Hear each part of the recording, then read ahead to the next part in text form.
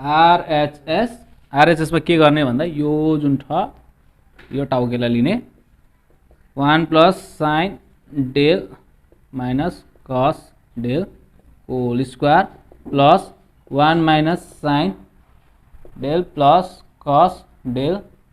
को whole square del भन्दैछु काम नभएर यसलाई ए यसलाई बी यसलाई ए यसलाई बी त्यसो भए ए त हेर्दैछस् ल यो पुरैलाई ए मान्ने अनि यसलाई के मान्छस् अरे बी त्यसो भए ए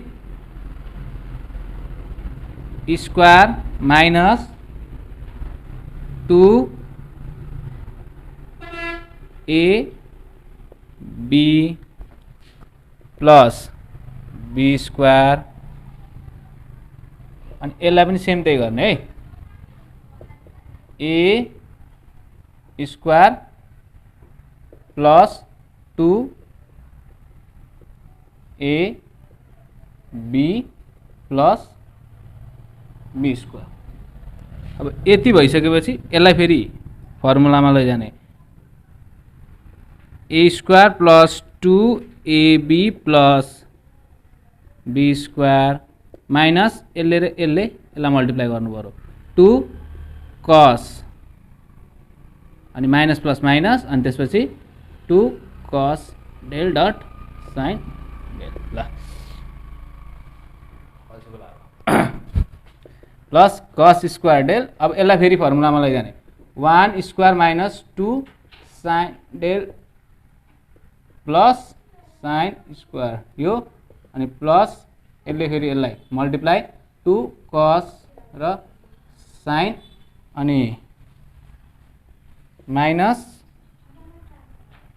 उल्टो लेखे यहाँ लेखेको हुँदैन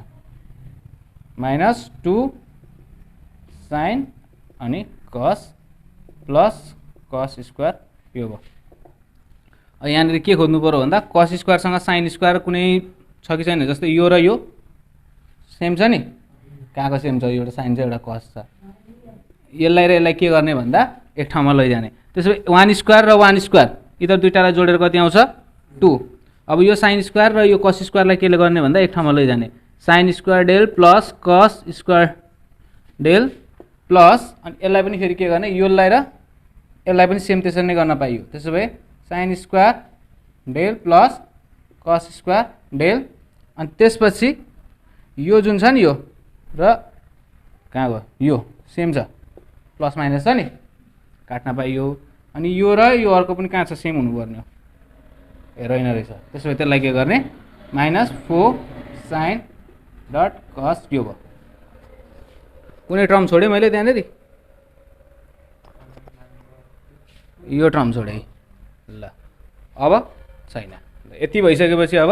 यो भनेको के हुन्छ sine square theta plus cos square theta भनेको के हुन्छ 1 हुन्छ नि त्यसो मैले यसको साटो 1 लेख्न पाउँछु त्यसो भए 2 प्लस 1 प्लस यसलाई पनि फेरि मैले 1 लेख्न पाउँछु नि 1 minus 4 sine del dot cos del is equals to 1 plus 1 plus 2 is equals to 4 हो minus 4 sine del dot cos del अब यो 4 र 4 के गर्न पाइन्छ कमन तान्न पाइन्छ कमन तानेपछि बाँकी के रह्यो 1 minus sine del dot cos del ल कहाँ प्रुफ भयो जस्तो पो लाग्दैछ ल